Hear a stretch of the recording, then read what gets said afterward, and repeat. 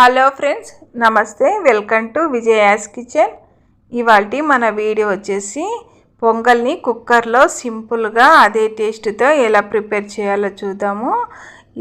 దీని నోట్లో వేసుకుంటే వెన్న పూసలాగా కరిగిపోతుందండి. ఇంట్లో వాళ్ళందరూ బాగా ఎంజాయ్ చేస్తారు. ఇప్పుడు దీన్ని ఎలా ప్రిపేర్ చేయాలంటే, ముందుగా నేను ఒక మిక్సింగ్ బౌల్ తీసుకొని అందులోకి ఒక కప్పు బియ్యాన్ని తీసుకున్నాను ఫ్రెండ్స్.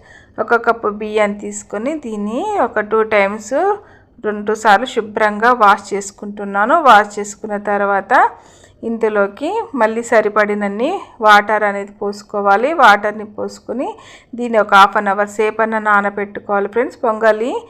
పొంగల్ అనేది బియ్యం ఎంత చక్కగా నానితే అంత బాగా వస్తుంది. దీని ఒక 1/2 అవర్ పాటు నానబెట్టాలి. దీన్ని పక్కకు పెట్టుకొని తర్వాత స్టవ్ వెలిగించి ఒక ప్యాన్ కానీ గిన్నెను పెట్టుకొని 3/4 కప్పు నేను పెసరపప్పును తీసుకుంటున్నాను. మీరు కావాలంటే 1 కప్పు పెసరపప్పు అయినా తీసుకోండి.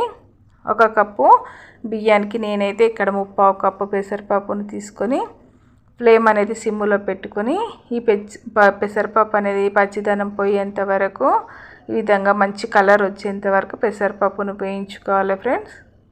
ఈ పెసరపప్పు కాస్త దూరగా వేగాలి.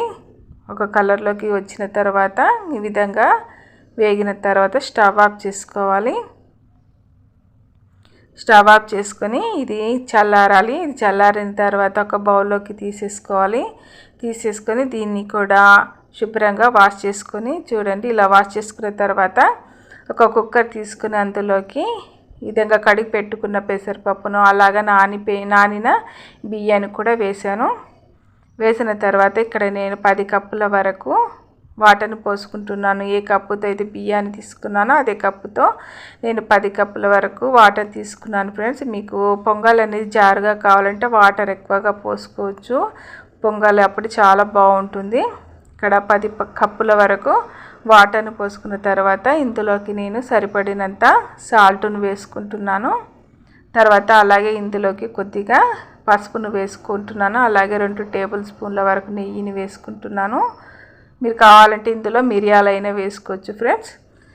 ఇది వేసుకున్న తర్వాత మూత పెట్టుకొని స్టవ్ ఆన్ చేసి ఒక 3 విజిల్స్ వచ్చే వరకు సిమ్లో పెట్టుకొని ఉడికించుకోవాలి.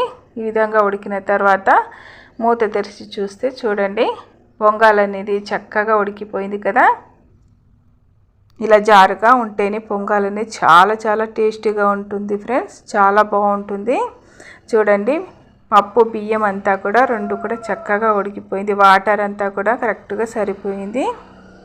ఈ విధంగా ఉడికిన తర్వాత తాలింపు కొరకు ఒక ప్యాన్ పెట్టుకొని 2 టేబుల్ స్పూన్ల నెయ్యిని వేసుకుంటున్నాను. అలాగే ఒక సగము ఆయిల్ పోసుకుంటున్నాను ఫ్రెండ్స్. మీరు కావాలంటే మొత్తము నెయ్యితోనైనా చేసుకోవచ్చు.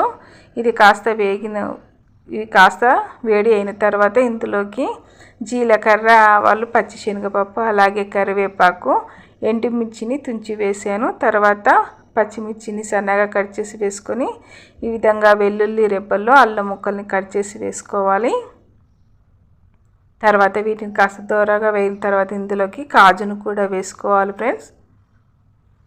వేసుకొని మరొకసారి అంతా కూడా దీన్ని కలుపుకోవాలి. కాజు వేసుకుంటే మధ్యలో తింటుంటే టేస్ట్ అనేది చాలా బాగుంటుంది కాజు తగులుతుంటే.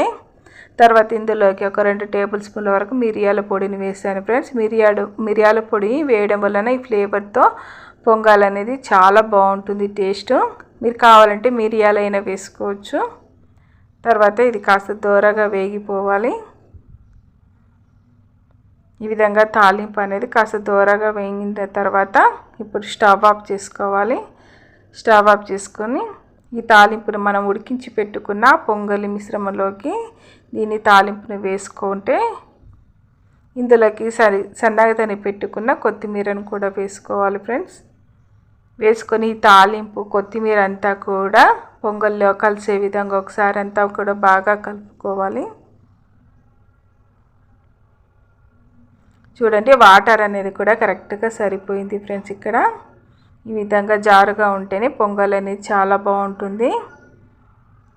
ఈ విధంగా కుక్కర్లో సింపుల్గా పొంగల్ని చాలా టేస్ట్గా చేసుకోవచ్చు ఫ్రెండ్స్. ఇదే విధంగా చేసుకుని ఇంట్లో వాళ్ళకు పెట్టి చూడండి, ఎంత బాగా ఎంజాయ్ చేస్తారో. ఈ పొంగల్ని చారుతోనైనా సాంబార్తోనైనా తినేయచ్చు. లేదంటే ఇలా జారుగా చేసుకుంటే ఇలాగైనా తినేయచ్చు ఫ్రెండ్స్. చారు లేకైనా ఏది లేకున్నా ఇలాగైనా తినేయచ్చు. నోట్లో వేసుకుంటే వెన్న పూసలాగా కరిగిపోతుంది, ఇట్టే కరిగిపోతుంది. చాలా బాగుంటుంది ఫ్రెండ్స్. కుక్కర్లో సింపుల్గా ఇలా పొంగలిని మీరు కూడా తప్పకుండా ట్రై చేయండి ఫ్రెండ్స్. ట్రై చేసి మీకు ఎలా వచ్చిందో మరి నాకు కామెంట్ చేయండి. అలాగే మీ ఫ్రెండ్స్ అందరికీ, ఫ్యామిలీ మెంబర్స్కి కూడా షేర్ చేయండి. అలాగే వీడియో నచ్చితే మాత్రం లైక్ చేయడం మర్చిపోకండి. మరిన్ని మంచి మంచి వీడియోస్ కోసం నా ఛానల్ని తప్పకుండా సబ్స్క్రైబ్ చేయండి. Thank you for watching.